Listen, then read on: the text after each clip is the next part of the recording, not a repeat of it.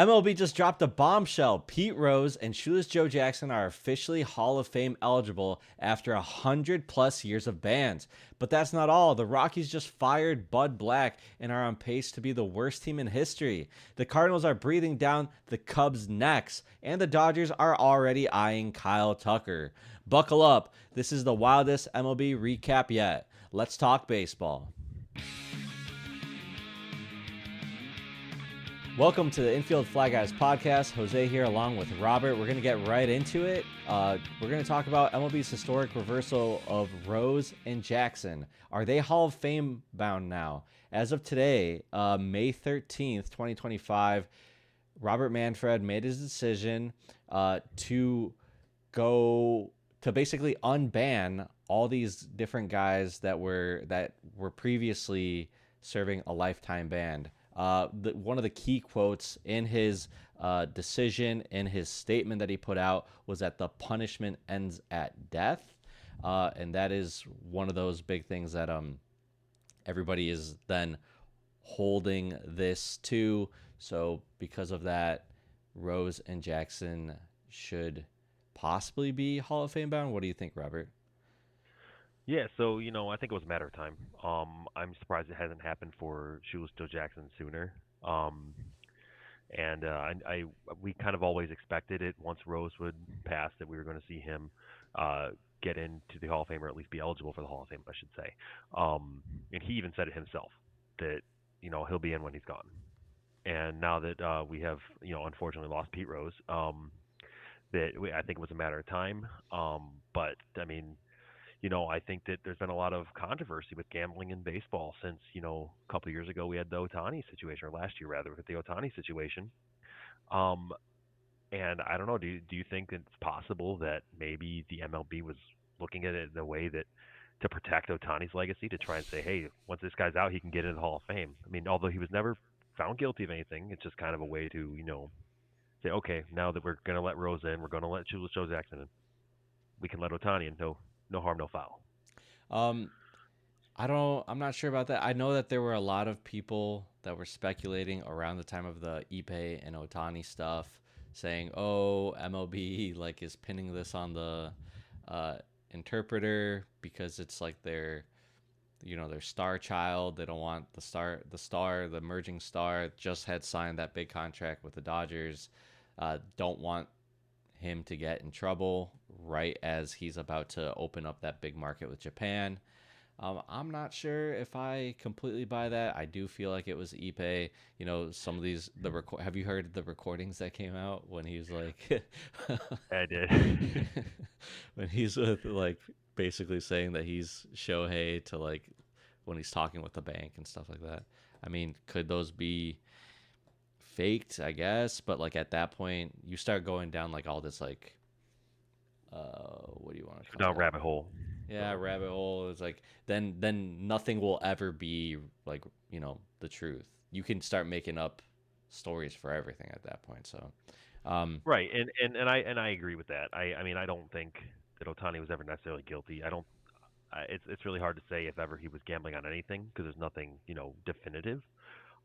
But it's also not definitive that he was that it was all him. There's actually more signs that actually point to Ipe. So, it's a completely different situation than Rose or Shoeless Joe, and it's unfortunate that Rose never got to see the Hall of Fame, as he was the greatest hitter to ever play the game in terms of at least number of hits.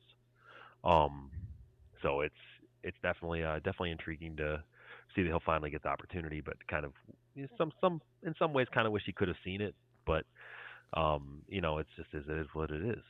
I honestly thought that towards the end there that they were gonna induct him into the Hall of Fame. He was kind of on that. I mean, even since he covered the 2016 World Series, which is a World Series that's near and dear to our hearts. But he was on that Fox Sports team with Frank Thomas and A Rod. It felt like he was like rehabbing his image, and I felt like from that, um, he was going to like eventually get the okay because of who he was. Not that it ever made it okay, and like the whole thing was always, oh, he always betted on his team to win. Um, you'll never really know that for sure, right? You could always say that, but It, yeah, and I mean, at the same time, kind of to build off that here is now with this opening up the door for Rose, Shoeless Joe, and others who were busted for gambling issues. Does this help maybe the voters start to turn more of a blind eye towards the PED usage? So players like Alex Rodriguez that you just mentioned, Barry Bonds is the big name for that. Mark McGwire, Sammy Sosa, the list goes on and on and on and on. We already have numerous players who have used some sort of PED in the Hall of Fame, but not anybody who's necessarily been, like these anabolic steroid type drugs that we were seeing used in the early 2000s and late 90s. MLB never had um, a written drug code until 2006. So, which most of those guys were in before 2006. So or rather using before 2006. So kind of like leads you back into even like players like Willie Mays and Hank Aaron who were using greenies or amphetamines to up their game, which are considered a banned substance in today's game. right. Even was it oh my gosh, Chris Davis who had like that ADHD medication, Adderall. Did Right. you hear about that? And then he was like, basically, you can't take Adderall because it helps you focus and um, all like yeah. So it goes beyond the anabolic steroids at that point. And then there's guys that didn't make the Hall of Fame that should have made the Hall of Fame that were never actually gave a positive test like a Sammy Sosa, but was just in the literally the exact same report as David Ortiz. So there was as much guilt in David Ortiz when he was with the Twins as Sammy Sosa. Yet David Ortiz was a first ballot Hall of Famer, and Sammy Sosa never got in. Um, Hmm. so that's Pudge tough. Rodriguez as well. Exactly, So Pudge Rodriguez. There was that movement, the Roids before Rose. It turns out it actually might be Rose before Roids. So um, it's interesting. It does. The story of baseball does feel incomplete. I feel without a guy like Barry Bonds in the Hall of Fame. Um, they always say, well, Barry Bonds was a Hall of Famer before he took the steroids, right?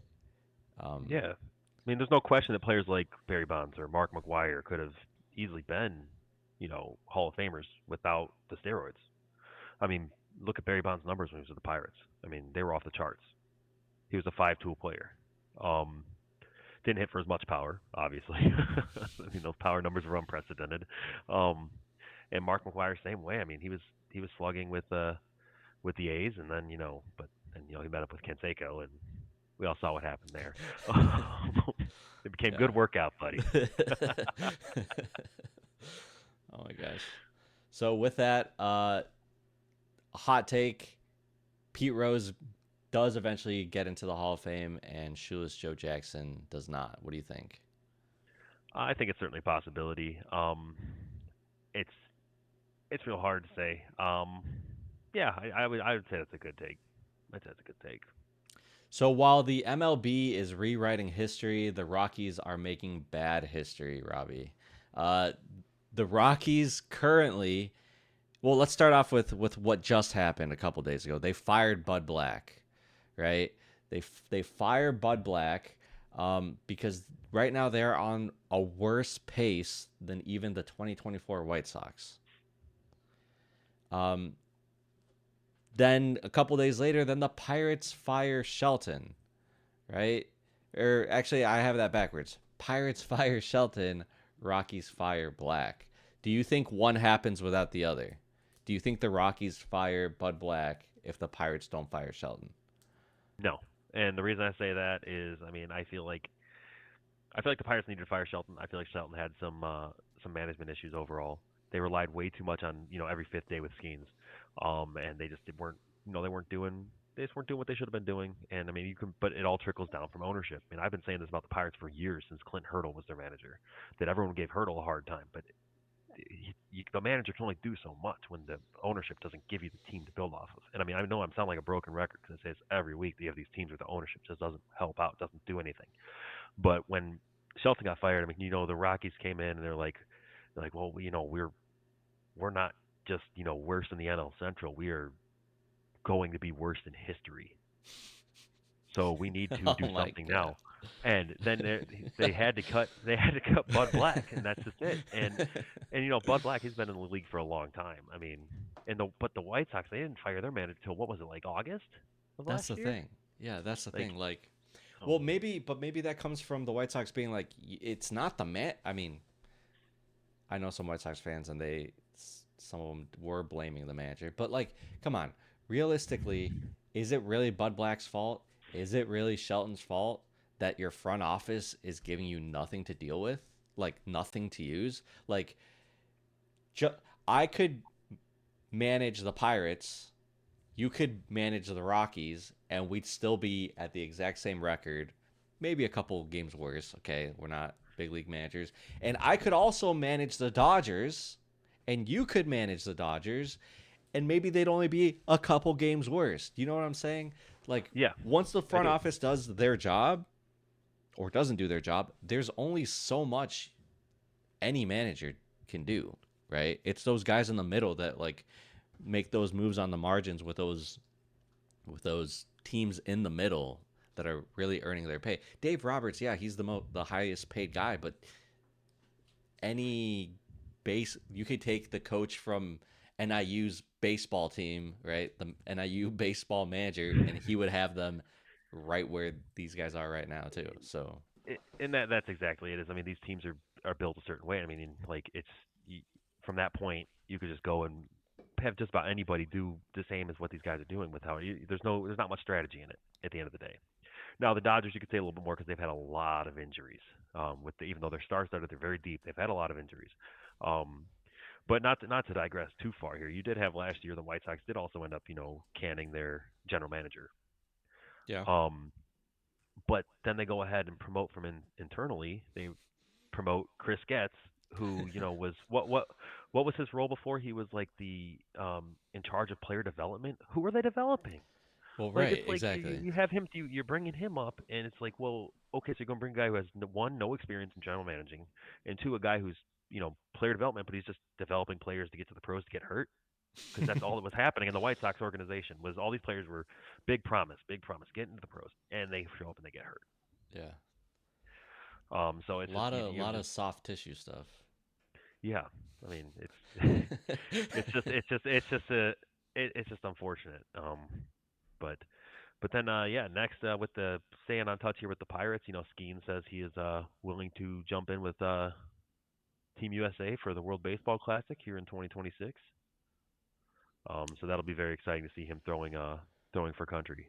Yeah, I feel like as this progresses, the whole WBC, and okay, it's not like a new thing, but it's happened what 4 or 5 times. As it keeps happening, the talent just keeps getting better because more and more guys are deciding to play for USA. Like you look at the roster, the first USA team, I think it had Griffey, right? Griffey played on it. Oh, 07 Griffey, not the best Hmm. version of Griffey. Um, those what was the next year?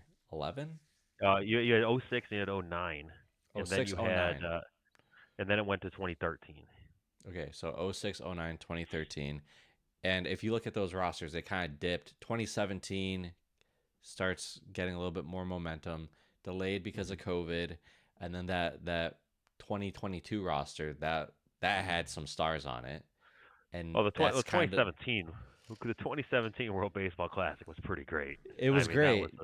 that was a fun one where you had the big play at the plate, with, was it Colombia versus Dominican Republic, and then Right. you had Andrew Jones robbing Manny Machado, Yeah. at the center field wall. Yeah, that was a great baseball classic. I guess I'm talking more the actual stars on the USA team weren't Oh like gosh, the okay. it had yes, it had good players, and I feel like It, it's it an was easier sell. Well, in the past, it has been an easier sell to like the Latin guys to play for their mhm. country, and then you'd look at the USA team, and I know pitching is difficult, and if there was anything that that 2022 USA team needed was just higher end pitchers. But it's tricky with their contracts and teams.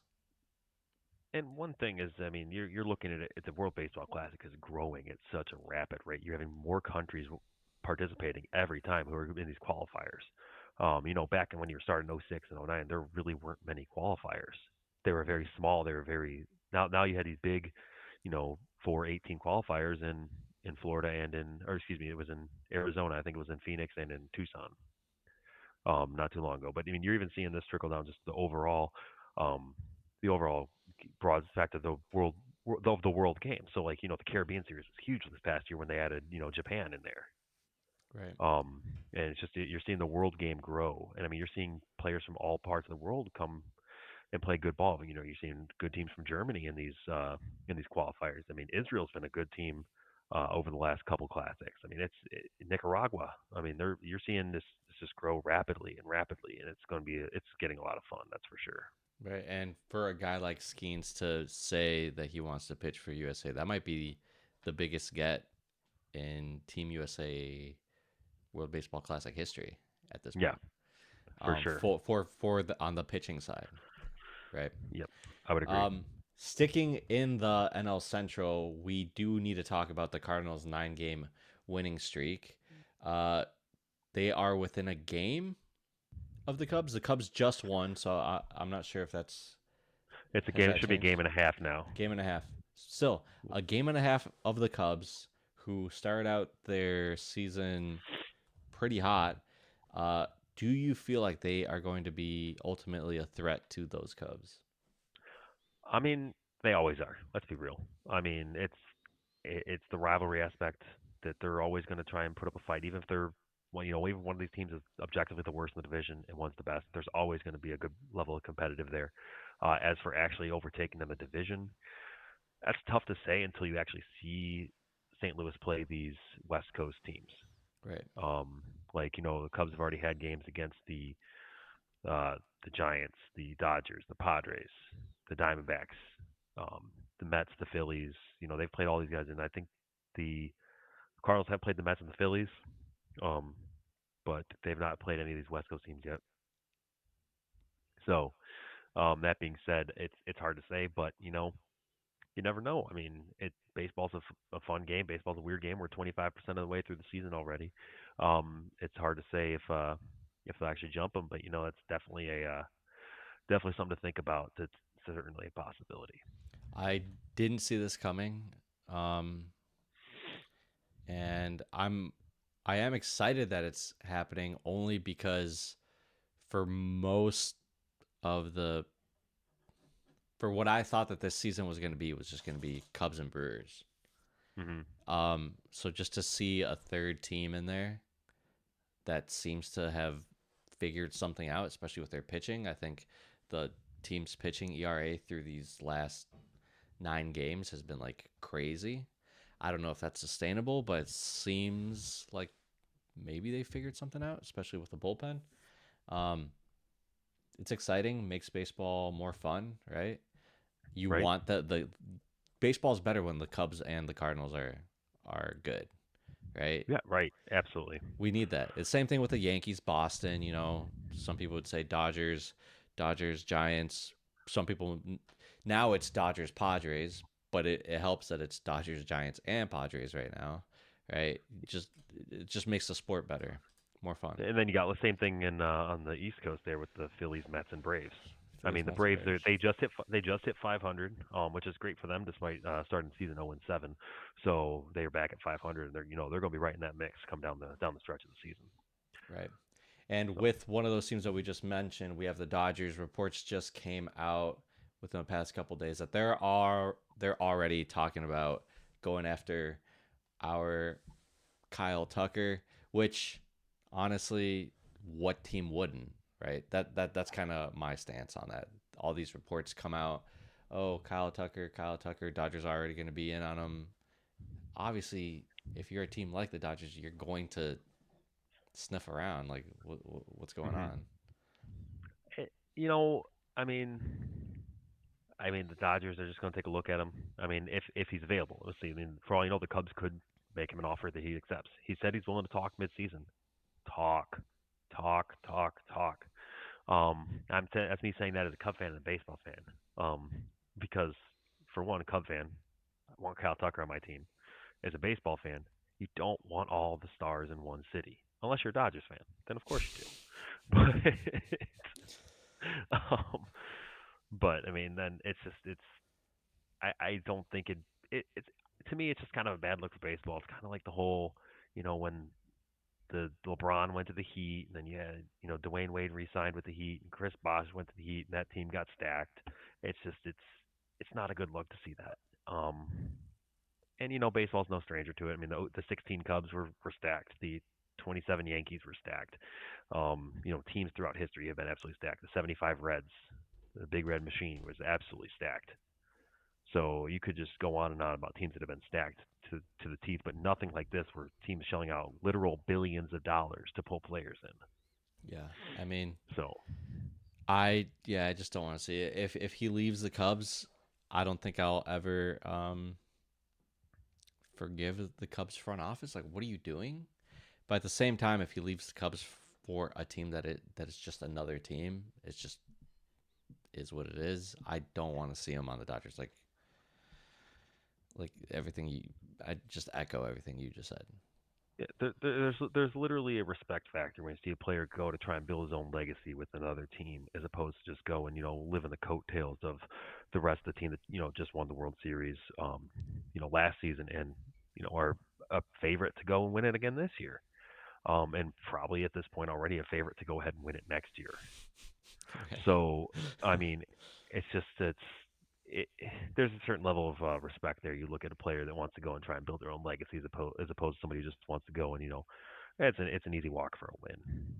So, and I think with that, this episode will come to an end. So make sure you drop your takes below. Does Pete Rose deserve to be in the Hall of Fame? Do you think Shoeless Joe Jackson would get in as well?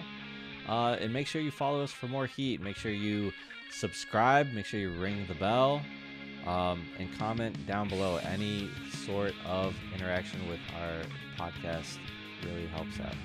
Thank you.